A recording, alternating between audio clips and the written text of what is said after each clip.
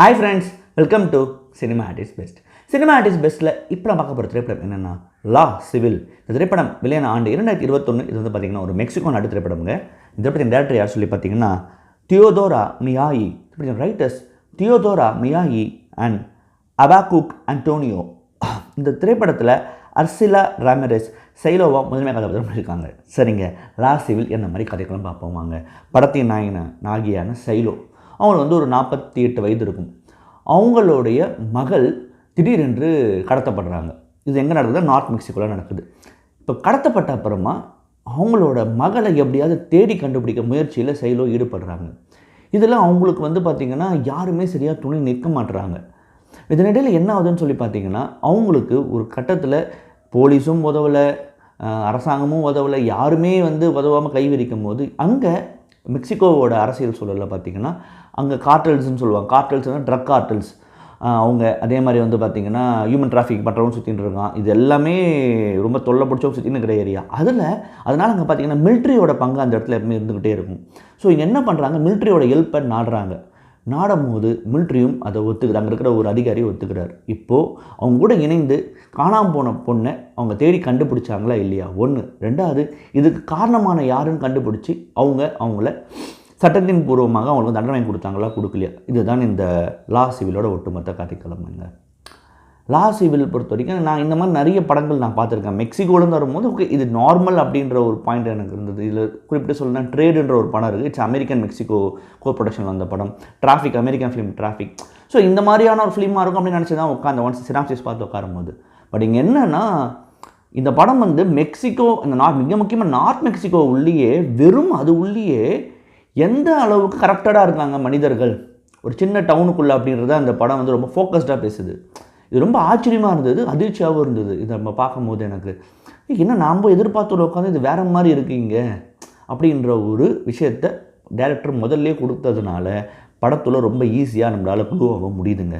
So once நம்ம clue ஆகும் அப்புறமா அப்படியே இந்த ஸ்லோ பர்ன் க்ரைம் த்ரில்லராக அப்படியே அந்த படம் மூவ் ஆகுது.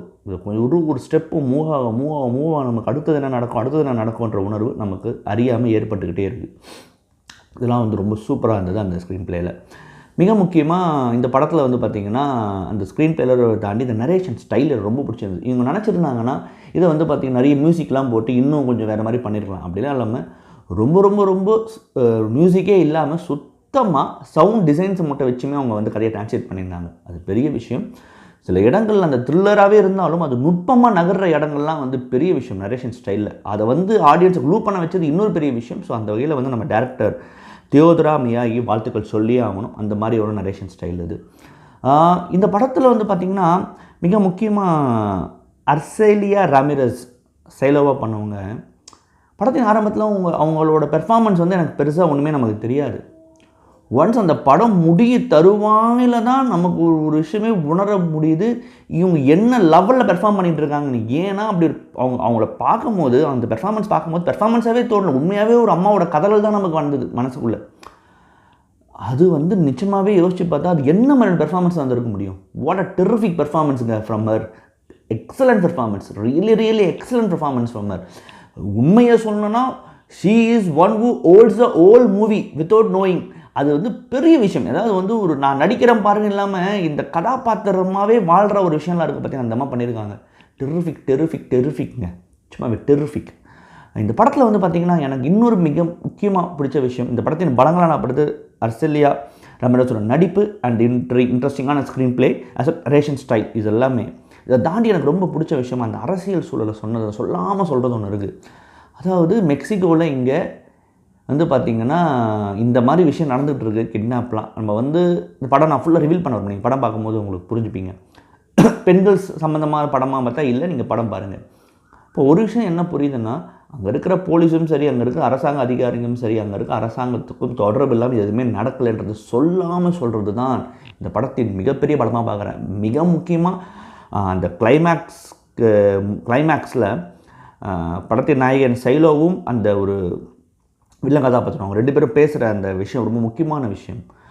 காட்டியே கொடுக்க மாட்டியா, நீ காட்டி நீ சொல்கிறதே தப்புன்னுவான். அப்போது எந்த மாதிரியான ஆள் கீழே அவன் இருக்கான்றதை வந்து அந்த இடமே சொல்லாமல் சொல்கிறது இருக்குது பார்த்திங்களா. ரொம்ப பவர்ஃபுல்லாக இருந்தது அந்த இடம். It was really one of the most fantastic thing. இதை வந்து சொன்னது வந்து பெரிய விஷயம், சொல்லாமல் சொல்லுது. ரொம்ப ரொம்ப நல்லா பண்ணியிருந்தாங்க டேரக்டர் அந்த வகையில். இந்த படம் வந்து பார்த்திங்கன்னா 2021 நடந்த கேன் ஃபிலிம் ஃபெஸ்டிவலில் அன்சர்டைனிட்டி கார்டு பிரிவில் ப்ரைஸ் ஆஃப் கரேஜ் என்ற அவார்டை வின் பண்ணியிருக்குங்க. அது தவிர்த்து அன்சர்டைனிட்டி கார்டுக்கும் நாமினியாக இருக்குது. அதே மாதிரி கோல்டன் கேமராக்கும் இந்த படம் நாமினேட் ஆகிருக்குங்க. இது இந்த டேரக்டரோட முதல் திரைப்படம்ங்க. இதெல்லாம் தாண்டி இந்த படம் ஓவராலாக 9 வின்ஸ் அண்ட் 22 நாமினேஷனாக இருக்குங்க. டெஃபினட்டாக நீங்கள் லா சிவில் படம் பாருங்கள். ஒரு சிறந்த படத்தை பற்றி உங்களுக்கு கண்டிப்பாக இருக்கும், சந்தேகம் இல்லைங்க.